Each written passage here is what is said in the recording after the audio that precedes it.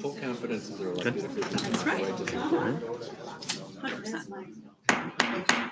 Good evening, everyone. Welcome to the Monday, October 20th City Council meeting. Clerk, please call the roll. Alderwoman Bainey, Here. Alderman Glad, Here. Alderman Doherty, Here. Alderwoman Bassey, Here. Alderman Davis, Here. Alderman Cook is absent, Alderwoman Miller. Present. Thank you. Thank you. Please stand for the pledge. Pledge allegiance to the flag of the United States of America and to the republic for which it stands, one nation, under God, indivisible, with liberty and justice for all.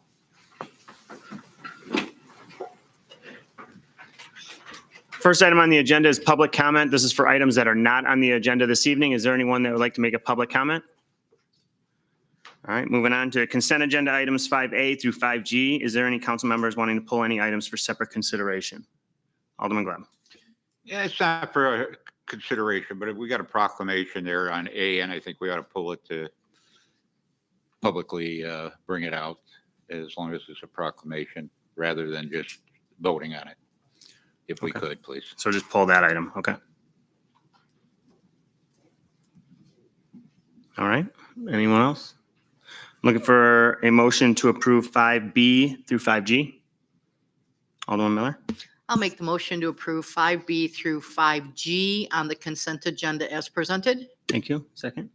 Alderman Doherty, I'll make a second to the motion to approve item 5B through 5G. thank you. Discussion on these items?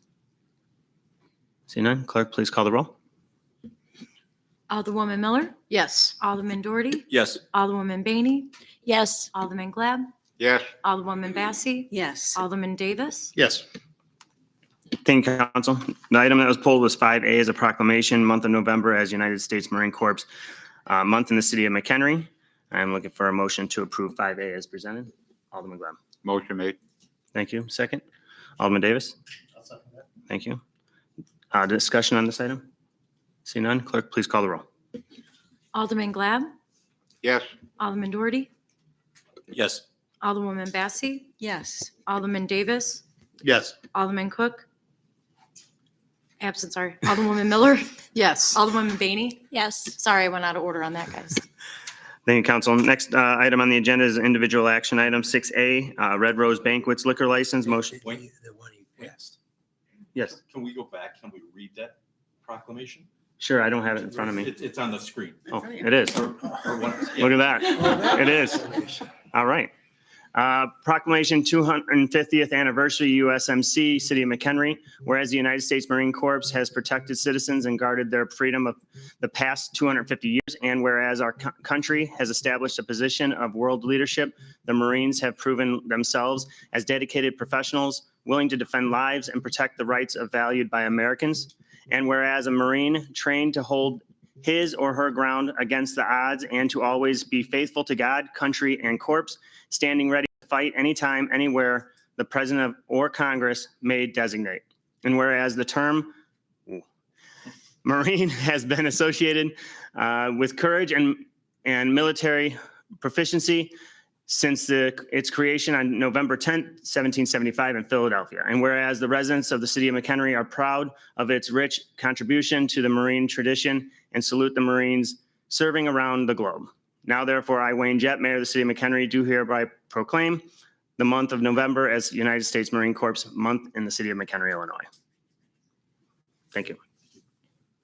Thank you. No problem. All right, next item on the agenda is a motion to approve 6A, Red Rose Banquets liquor license. Motion to approve a Class A liquor license for Red Rose Banquets LLC located at 1501 South Illinois Route 31. Alderman Doherty. Sure. I'll make a motion to approve item 6A, the Red Rose Banquets liquor license as presented. Thank you. Second. Alderman Miller. I'll second that motion. Thank you. Discussion on this item by City Council? Any public comment regarding this item? See none. Clerk, please call the roll. Alderman Doherty, Yes. Alderwoman Miller, Yes. Alderman Davis, Yes. Alderwoman Bassey, Yes. Alderman Glad, yes, Alderwoman Bainey, Yes. Thank you, Council. Next item on the agenda is 6B is a TIF professional services agreement. Motion to authorize the mayor to execute a professional services agreement with Tesca Associates Incorporated for the completion of a TIF eligibility study for the proposed areas identified in Exhibit A in the amount not to exceed $20,000. I am looking for a motion to approve. Alderman Bainey. I'll make the motion to authorize the mayor to execute a professional services agreement with Tesca Associates for the completion of a TIF eligibility study. Thank you. Second. Alderman Miller. I'll second that motion. Thank you. Discussion by city council. Alderman Glad. You called that real quick. You knew I was going to bring it up. And basically, to me, again, TIFs are another way of taxing property taxes. It's not a lot of money per residence, but it all affects everybody's property taxes when you create a TIF because somebody does pay the money. Now, all I'm saying is there are times that TIFs can be productive for the city as a whole and good for the entire city. But I really think before we start moving forward with TIFs, we really need to have a good vision of what we want to see before we create that TIF. So I don't know if this eligibility study will shrink what we have out there. I just think it's definitely way too large, and I don't think we really have a good vision yet of what we want to see out there specifically to create a TIF. And that's my reservations. Okay. Alderman Bassi. I'm not in support of the TIF because TIF zones need to satisfy the but-for requirement. Building improvements and developments are currently happening within both proposed TIF zones without the use of TIF financing, so the but-for requirement is not met. In addition to that, I would like to see the downtown TIF zone be ended early. The downtown TIF district has been a TIF zone for 23 years and is no longer blighted. And the $900,000 the TIF fund receives yearly should be paid to the taxing bodies and not kept in the downtown TIF zone. Thank you. Doug, if I'm not mistaken, then we've had this discussion regarding this and we got the majority of council to say bring it back. But with this study, it also gives us that data of what buildings are going to be able to be used in the TIF or not, right? Right. This is just the first part. This Right. is just to see if they're eligible. Correct. Then we come back and ask to do the redevelopment plan. Correct. Okay. I just wanted to make sure we're on the same page. Thank you. Mhm. Alderman Doherty, go ahead. I mean, I stand by my vote the first time that this TIF district is definitely needed in both these areas. We're looking at blighted buildings in both. That Kmart building has been empty for years, that whole corridor. I know where the Target building, the gentleman that owns that property, he's definitely made improvements. There's still vacant, parcels there. And then particularly when you go out the Lakeland Park area, that whole area needs a refresh. And I think this will be the impetus that we need to get this moving. I agree. Alderman Miller. I support the study to do the TIFs for the same comments that have been made, but also when we did our comprehensive plan, we recognize that particularly West 120 is problematic because some of it's residential, some of it's small lot size, and in order to do any real mixed use or larger commercial moment out there, we're going to have to aggregate some of those lots, and no investor is going to come in and do that without incentives. And the TIF is what will incentivize them to probably pay more than they have to, tear them down and put something bigger, better there. So I completely support both the west side and to Alderman Doherty's comments, the north side, we got a bunch of big boxes up there that need help. And we have to help those owners get over the hump they're on. So I support the project. Thank you. Any other conversation by council? Anyone from the public that'd like to make a public comment? See none? Clerk, please call the roll. Alderwoman Bainey, Yes. Alderwoman Miller, Yes. Alderman Davis, Yes. Alderwoman Massey, No. Alderman Doughty, Yes. Alderman Glad. No. Thank you, Council. Next item on the agenda is 6C, Oaks at Irish Prairie Unit 2. I am looking for a motion to pass an ordinance to enter into a development agreement with ADL and Associates for the development of a Unit 2 in the Oaks of Irish Prairie subdivision. Director Palarecki? Thank you, Mayor. Yes, so ADL and Associates is looking to purchase the Phase 2 of the Oaks at Irish Prairie, which consists of 66 lots. They are already platted lots. The portion of the infrastructure already exists in this platted area. There's some storm sewer, some sanitary sewer, and some water main. However, the roads and curbs and gutters and everything still need to be put in place. So we're looking to enter into this development agreement with ADL and Associates to finish those 66 lots. And Mr. Andy Teagan is here from ADL. He wants to say a few words, kind of give you guys an update on where he's at right now. And then after that, if there's any questions, we'll be happy to answer them. Sounds good. Andy? Can you hit that center button if you don't mind? Thank you, sir. Yep, no problem. Okay, Floor is yours. thank you. Wanted to make sure I had a minute to at least introduce who I am and what we're doing. I'll keep it brief. So Andy Teagan with ADL and Associates, local McHenry business owner since 2005. We are a land entitlement, land development specialist, I will call it. We're buying property, rezoning it, and doing horizontal development is basically all we do. We don't do anything vertical, meaning we don't build any structures. We would be selling property to commercial developers, residential developers, things like that. We're similar at this project. That's the concept that we would, to Ross's point, we would complete the remaining infrastructure in the Unit 2 area and have Ryan Homes then be purchasing fully developed lots then from us, and then that would be the builder, similar to what you guys saw with finishing the Unit 1 area, where D.R. Horton was the builder in that Unit 1 portion of the project. As mentioned, we are a contract purchaser with Avanti. That's the current owner of the project. Avanti has owned this since 2016.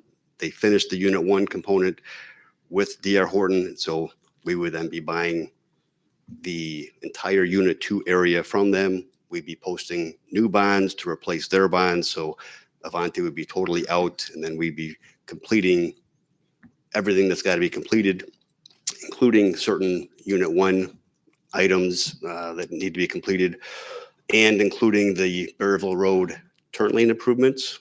There's going to be turn lanes at the intersection of Bearville and Veterans Parkway. Those need to be completed. So that'll be all happening next year. All the public infrastructure will be happening next year. So the concept would be that we'd be acquiring the property somewhat soon. Over the winter, we'd be working inside the neighborhood, finishing underground utilities, getting everything set for paving in early spring, making sure the builder is in a spot where they can get a model home going in the spring, and starting the Bearville Road turn lane improvements in the summer then, and those will be finished by end of year of 26. So again, everything would be happening in 2026 for the public improvements. Let's see, the Unit 1 and Unit 2 are all part of the same declaration for the homeowner association that was recorded. Again, this is a legacy project that was started back in 2005. And so a lot of these pieces and parts have happened over time. There's the 206 total lots, which is 140 from Unit 1, which are all fully built out. These 66, that full amount of the 206 are all part of the declaration. So there's no amendments that have to happen to the homeowner association. All of that's intact. So this all works as one cohesive HOA. Let's see. With Bearville Road, there's quite a bit of work with relocating power poles, power lines, communication lines. So we've already had all the preliminary meetings with ComEd, Comcast, and AT&T to go through all that process. That's some kind of a lengthy design process, 3 to 5 months to get through all that design process. So that's all already happening in the background. There's also 2 high-pressure gas mains out there at the intersection, dealing with Kinder Morgan and their requirements for the 24-inch, the 36-inch gas mains. So there's, again, quite a bit of coordination, but all that's already happening in the background to make sure that all that work will be happening, again, summer, starting, finishing throughout fall, and if need be into November-ish of next year. All right, Ryan Homes. So they are a entity of publicly traded NVR Homes, operate in many states, many markets. The Chicago division here has a dozen projects going locally in the Chicagoland market. So at this project, they've already done all their background market research, and as part of the development agreement would be approving their architectural plans of 2 ranch homes and 4 of the 2-story homes. So that's all part of the development agreement. Brick available on every one of the plans. So again, their process is they would have the model open, they'd have staffing every single day where they would be meeting with potential buyers and signing contracts and going through the whole design process with potential buyers and going through all those different color combinations, materials, so on and so forth, and then constructing the home for that buyer. Price points expected to be between $350,000 and $450,000. That's very consistent with the last 2 years' data of everything from Unit 1. All that's been obviously looked at, and all of that data suggests that's kind of the sweet spot of what all the resale right now is in that $350 to $450 range. All homes will have basements. We've got 15 walkout lots that are all backing onto the pond, 23 lookout lots, and then the others would be 28 standard basement lots. They believe they would be completely sold out then by spring of 2028. Things go a little quicker perhaps, but right now they're saying that's what the marketing team is telling them. So that's kind of the basic overview. Wanted to spend a quick second saying thank you to staff that this has taken several months here, and a lot of people doing a lot of different things with the staff and creating this new development agreement, reviewing engineering plans, reviewing bonds, reviewing engineer probable costs, permit applications, a lot of different things, again, kind of in the background that it's been very helpful that the staff has been really good to work with, including Robinson Engineering. So that would be the presentation, but I'm here certainly to answer any questions anybody may have. Any questions by council? Alderman Glab, go ahead. Yeah. What type of siding do you plan on using as far as vinyl? I'm sure. Yeah. What kind of thickness are you talking about? Are we looking at an 040, 042, 044? That's a in the weeds technical question that I have to bring to Ryan Homes. I know it's a vinyl product, but I don't know precisely of which. Okay. Yeah, I'm not familiar with the type of construction they've been doing recently, but I'm kind of wondering is as far as the exterior walls, are they plywood first? I mean, or are they a foam board? Yes. Plywood or foam board, do you know? Plywood. Plywood. Yes. Okay. Yeah, then the 040, 042, the thickness doesn't matter as much. I just remember years back, there was a developer in another town that used foam board and then 040 siding. And first time they had a bad hailstorm, it looked like somebody took a machine gun to all those houses. So I'm glad to hear that. As far as I take it, these are looks like vinyl windows. That's correct. And that's all they'll be is all of them will be white. There won't be any variances. On the look windows, different. as far as I know, yes, that's what I've seen in all their It's all going to be standard. renderings would be white, yes. Okay, but you did say there's going to be options for brick facing? Correct. Every single house could have, yes, the option of brick, yes. Okay. Appreciate it. Thank you. Any other questions? Alderman Davis? Yeah, I think mine might even be for Russ. Is there an ordinance for like when they're going through construction there's standard cleanup going on, like the Absolutely. road sweepers? stuff Yep. like- Okay, Yep. just wanted to make sure. Yep. We're very good about reminding them of sweeping and Okay, cool. cleaning up the shingle wrap ears that are blowing through your yard. And they will. They will. Alderman Miller? I have worked with Ryan Homes before. They do an okay product. And I think what I like most about their subdivisions is the non-monotonous clause. Instead of coming into a cookie cutter, duck, duck, duck, goose, they're very strict about not duplicating the same combination next to each other or across the street. And I have found in their other neighborhoods that I've worked in, down off of Darrell Road and Wakanda, that has been nice to see that they have some variance. So I was happy to see that that's your partner here and you'll be working with them to build. Great. Any other questions? All right. Thank you very much. Oh, Alderman Bessie. Well, first of all, I'm glad to see new homes being built with ownership, a manageable amount of homes that are not putting an excess strain on our schools, roads, parks, and not asking for a reduction in developers' fees. So for that, I say thank you. I do have a little bit of concern with Ryan Homes. I did a little bit of research on them and found that they have a history of requiring homeowners to sign a non-disclosure agreement before the company will address their warranty claims related to any kind of faulty or defective home construction. And this came directly from a 2019 USA Today News Network. So that was a concern of mine. But other than that, I support the developing as long as that non-disclosure is not in the agreement. Yeah, to my knowledge, that is something I've never heard with them before. And I know that that's been a big deal with, as we were looking at different builder partners, as you might imagine, there were several builders that were interested in this project. And one of the main reasons we really like the idea of bringing Ryan to this one is their warranty program is one of the best ones out there, especially for a national builder. And so that's, again, something we've not ever heard. What you just, the non-disclosure is something we've never seen or heard before. And I would be surprised if that's something they're still doing in this division. I'm guessing it was a different market, to be honest, that maybe came from, but we would certainly agree with your comment.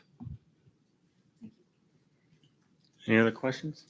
Alderman Glenn? Yeah, just one last one. I take it these are all on slabs. There's no basements. No, these are all basements. Are they all basements? Every single lot's going to have a basement, yes. Oh, yeah. Okay. Thank you. Thank you very much. Appreciate Thank it. you. At this time, looking for a motion to approve 6C as presented. Alderman Miller? I'll make the motion to approve 6C as presented to pass an ordinance to enter into a development agreement with ADL and Associates for the development of Unit 2 of the Oaks of Irish Prairie subdivision. Thank you. Second, Alderman Davis? I'll second that motion. Thank you. Discussion? See none? Is there any public comment regarding this item? Can you please step up to the podium? You have to, sorry. I know. I know, it's a rough day. Can you just state your name and address for public record as well? Marty Kampmeyer, 2906 Greg Drive, McHenry. Thank you. Yeah, Marty, M-A-R-T-Y. Just a quick question, maybe this is later on, this might not be for right now, but for the development of the fixing up or whatever they have to do with Unit 1 and then Unit 2, are there going to be any SSAs involved in having to do that? No. Okay. Just have a couple people there that were interested. So, thank you. Thank you. Any other public comment? All right. Trish, please call the roll. Alderwoman Miller, Yes. Alderman Davis, Yes. Alderwoman Bassie, Yes. Alderman Doherty, Yes. Alderman Glad, Yes. Alderwoman Bainey. Yes. Thank you, council. Appreciate it. Thank you. Next item on the agenda is 6D, Shamrock Farms Park Playground Replacement. I'm looking for a motion to approve the purchase of new playground structure for Shamrock Farms Park from Team Real Incorporated in the amount of $157,415 to be allocated from the Asset Maintenance and Replacement Fund fiscal year 26-27. I'm looking for a motion to approve. Alderman Dory? Yeah, I'll make a motion to approve item 6D or Yep. 6D, Shamrock Farms Park Playground Replacement as presented. Thank you. Second? Alderwoman Bainey? I will second that motion. Thank you. Discussion by city council? Alderwoman Bassi? First of all, this goes to both of them. So I'm actually going to be voting yes on both of them, but I do have a few very quick questions. Director Hobson, we currently have $1.3 million in the developers donation fund. Assuming that we get the OSL LAD grant, that's $600,000. That leaves us a balance of $700,000. So I have a few quick questions for you. Why is the funding for the parks not coming out of the developers' fees? For the last 5 years, the fund has paid for playground replacements in Galway Park, Pebble Creek, and Knox Park. So typically, it's not used for that. There are state statutes that addresses operational and maintenance use of that. It in the state statute is geared a little more. It talks about developer fees as well as impact fees. The language goes on to discuss more about about schools than it does about parks. However, our typical practice has been to not use our parks developer donations for maintenance operations. Galway was a new playground, not a parks developer donations. I would have to check on those others too, but I will take your word for it. I will also add, though, that we are a home rule community, and so that we do have that luxury to utilize those funds. I'm just saying our common practice has been to not utilize our parks developer funds for those type of projects and reserve those for expanded and new recreational opportunities. Okay, I'm just taking notes, so Sure. there'll be a few more. Okay, you might have fallen into this next one then. We have many parks across the city that are in need of improvement. What is the city's plan for the remaining $700,000 in the developers fund? Well, at this point, we don't have a significant plan for that. I will say that there are some things that we're working towards in terms of potential land donation that could provide an exciting opportunity for connectivity, walking paths, bike paths for our park, or for our city and for our park system as a whole. I think we've seen pretty quickly that what one project alone can do to a fund. Mm-hmm. And so I think being protective of that fund is a cautious and financially responsible way to proceed. That's been my mindset, and I would say probably my predecessor's mindset as well, is to do our best that we can to preserve those developer donations, protect those developer donations funds for new recreational opportunities. So I just want to confirm, when you say new recreational opportunities, I have in my notes that you also said potential land purchases. Is that what you're thinking with some of the $700,000? There is no land purchases that we are considering at this Okay. point. There is potential of a land donation. However, that's just in the works, or is nothing more than talks at this point. Right, I understand what you meant with that one. Just clarifying my end. No, I understand that. And then I will ask that if you can keep us informed of what any future plans are with $700,000, because $700,000 is a lot of money in the parks or in the developer fees. And there really are so many parks in the town that could use a little freshening up. I would agree. I don't mean to interrupt, but I would agree. And it is something we're trying to get the finger on our pulse and look at alternative funding sources to be able to make improvements on those. I think there'll be some more information coming on that as well, that will not be from the general fund or from the Parks Developer Donation Fund, but an opportunity for us to improve some of those parks and playgrounds and court surfaces. Well, as you all well know, I'm a huge advocate of safe and usable parks, many times. Us too. Us too. And then my final question for you is, per the developer donation fund history spreadsheet that I received last month from Suzanne, TIF eligible expenses such as Miller Point were paid from both TIF and developer fund. Why are we using developer fund fees for parks that are TIF eligible? Well, in that instance, to get that project done, that's what it required. It was a new park. It was a completely TIF eligible expense that we could have. The TIF account at that point wasn't in such a manner that we could proceed that way. So we did spread that across multiple funds. There was some general fund dollars, some parks donation dollars, as well as TIF dollars that were all used to improve that park and implement that park. Okay, so it came out of general fund, TIF funds, and developer fees. Correct. Thank you. End of questions.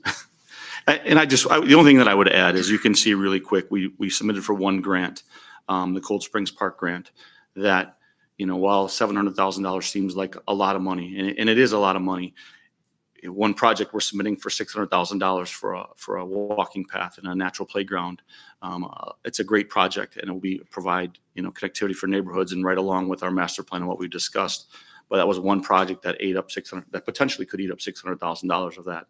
And so that's why my stance is just to be protective of that for other opportunities that might come forward to implement either master plan ideas or other parts of our park system that could use some attention. And sorry, one more question. Sure. If I remember correct, you did send us a list of all the parks for the next 12 months that are going to be freshened up or taken care of, or whatever you want to call it. Yes. Yep. Okay. I've done that. Okay. We did one last year as well as all the things we're looking at, Mhm. whether we got to or didn't. And we've renewed that list once again this year, all the type of things that we want to go through every single park and improvements that we're looking to make. Okay, perfect. Thank you. Any other questions? Alderman Doherty? I know part of this is obviously wear and tear in the park, but we also mentioned some vandalism, which we're all aware of is going on.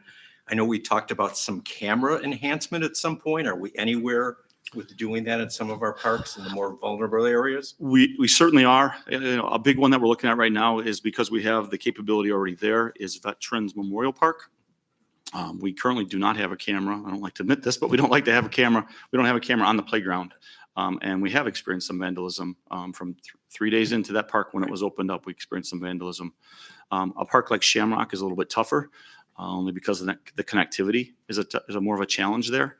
And so we've continued to try to implement this the best we can. I think additional spots that we're looking at, particularly is the skate park, the connectivity that we can from the rec center, or even from this facility, allows those higher profile, or maybe we have a little more activity, those spots for us to get a little bit better handle on and control of.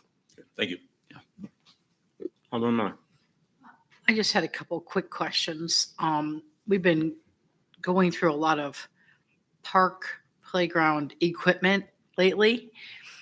Is the new stuff, does it have a longer life than the old stuff? I don't know how to say that. I mean, we're putting together a lot of fabricated material in the new acquisitions, and the old stuff was my generation steel and wood that seemed to last a little longer. So can you educate me? I just will say, well, the adage of they don't make it like it used to, sometimes that does hold true. However, obviously the metal slides are not something that's a playground standard anymore. It's all Right. plastic slides now. And so there is some wear and tear, and they are more vulnerable to, especially if they've been there for a while, whether it's the sun that's beating on them or they're used a lot and those walls become a little bit thinner. They'll never hold up to what a metal slide was, but safety standards kind of dictate the materials that we use. So almost all the slides you're going to see are going to be plastic, and that's where we've seen the wear and tear. We actually, one slide's out of order right now at Shamrock, and another one we've had to replace already at this point. So We've seen the same thing happen at Fort McHenry, where we've had slides that have gotten holes kicked into them, that they've been there for a little bit and they become a little more fragile, unfortunately. I wish I had a better answer for you than that. Is this stuff higher maintenance than our old stuff? I mean, the old stuff we put up and it kind of just held up. I mean, does your crew actually have to go out and inspect this stuff pretty regularly? Because it's plastic. We do inspect it regularly. We have a certified playground inspector on staff, and 3 to 4 times a year, we do send him out to inspect that. But every morning, we have guys that go out into their morning runs, and they each have a certain portion of the city in the park. And their job is to just walk around and check on the playground equipment, vandalism, general maintenance of the park. And so on a weekly basis, every park should have some inspection done to it, aside from a full-blown certified playground inspection report. Perfect. And my only other comment is thank you, whoever got us the Sourcewell discounts, because those were significant on this first Shamrock Farms playground replacement estimate that we have. So. Alderman Glad? Yeah, I just want to bring up again the financing for this park, and why do we use asset maintenance replacement funds? It comes out of the general fund dollars, let's say. It could be used in other parts of the city. We have developer donation funds that can be used for this. And the thing is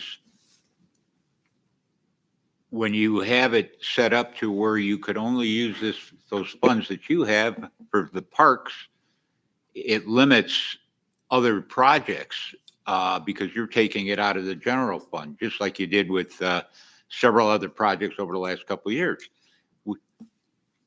We use the developer donation funds for the Parks Department, for the parks. And when it gets depleted, then maybe we need to look at to see if we need to use the replacement funds out of the general fund somewhere. But you can't take it and hold off and put that money in the bank for the future, because it's a disservice to the residents that are here now that are paying their property taxes. And I think to some extent we should be using those property or those developer donation funds at this time and leave that in the general fund for probably or possibly some other projects that if there's a few extra dollars in there, that maybe would go forward. In other words, we can use dollars from the general fund for other projects. We can't take it out of the parks development fund and use it for other things. And it kind of limits us when we're using dollars out of the general fund rather than out of the parks fund where it should be coming from in the first place. So I could support the replacement of the playground, but I can't support the way we're paying for it. Sorry. Any other questions, comments, by council? Any public comment regarding this item? See none? Clerk, please call the roll. Alderman Doherty. Yes.